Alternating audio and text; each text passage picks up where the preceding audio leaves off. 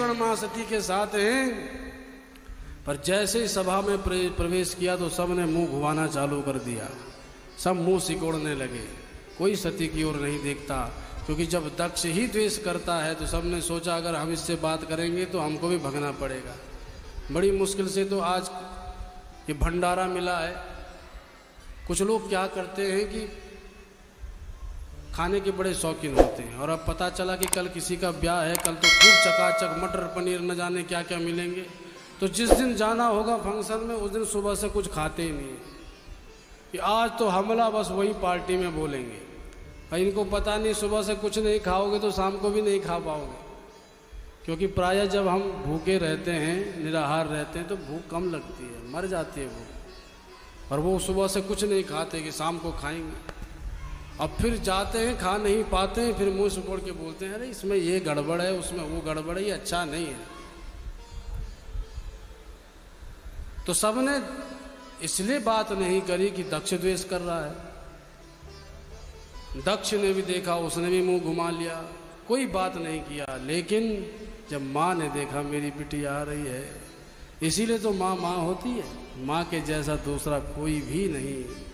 इसीलिए माँ से बढ़कर कुछ नहीं, क्या तीरथ क्या धाम, अरे चरण छुए तो हो गए तीरथ चारों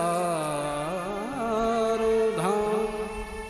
माँ के चरणों में लेटकर तो देखो, आपको समस्त तीर्थों का पुण्य प्राप्त होगा। माँ वो है। किसी ने बात नहीं करी, पर सादर भल ही मिली एक माता, सादर भल ही मिली एक माता, सादर भल ही मिली एक माता, सादर भल मिली एक माता, भगिनी मिली बहुत मुस्काता, भगिनी मिली बहुत मुस्काता, भगिनी मिली बहुत मुस्काता, भगिनी मिली बहुत मुस्काता।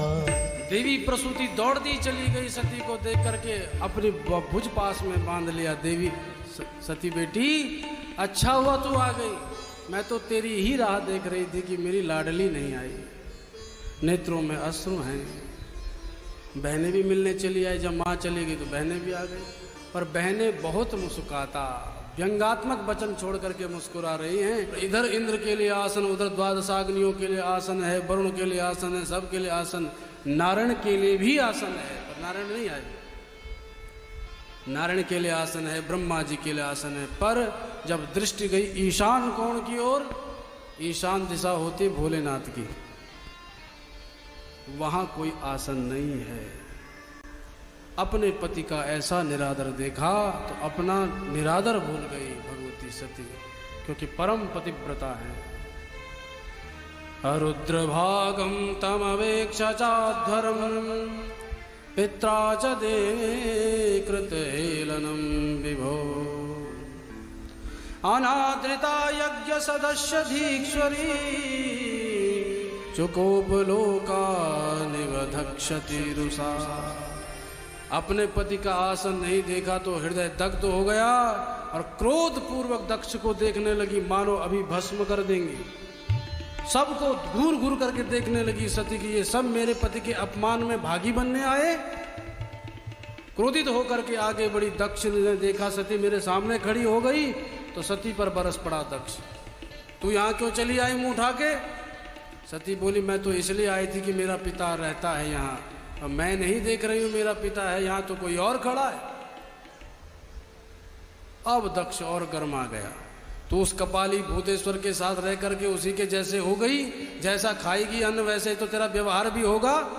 अरे क्या दिन भर उनके बीच में रहती है, उसी कारण से तू निर्लज्ज हो गई, न जाने क्या क्या कहने लगी। और तेरा वो पति शिव, वो कपाली भूतेश्वर चांडाल, न जाने क्या क्या जो मन में आया सो कह दिया। जब पति के बारे में इतना कहा तो तब भगवती सती बोली, बस दक्ष अब आगे मत बोलना। अब पिता संबोधन छूट गया, अब दक्ष का कह करके संबोधन किया। तो शिव के बारे में ये सब बोल रहा है। अरे जानता शिव जी कौन है? और शिव जी वो हैं जिनकी चरण रज को ब्रह्मादिक देवता अपने शीश पर धारण करते हैं।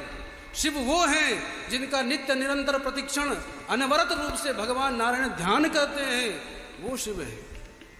और उन शिव के बारे में ये सब बोल रहा है। यो निंदति महादेवम निंद्यमानं शृणोति वा तावु भव नरकम यातो यावत् चंद्र दिवाकरौ। जब तक सूर्य चंद्र विद्यमान है नवमंडल में, तब तक वो जीव नरक में सड़ता है जो महादेव की निंदा करता है। बस सती ने क्या कहा, वो सती पर और बरस गया। भाग जा मेरी दृष्टि से, निकल जा। बोले अब तो निकलूंगी ही, पर अब यहां से नहीं, इस संसार से ही निकल जाऊंगी। इस देह के साथ तेरा संबंध जुड़ा है। जब तक देह रहेगा तब तक लोग कहेंगे अरे वो देखो दक्ष नंदिनी है, वो दक्ष पुत्री है। और तू शिव से द्वेष कर रहा है, तो जिसका शिव से द्वेष है उसका मेरे साथ कोई संबंध नहीं होना चाहिए। इसलिए मैं अभी इस देह को भस्म करूंगी।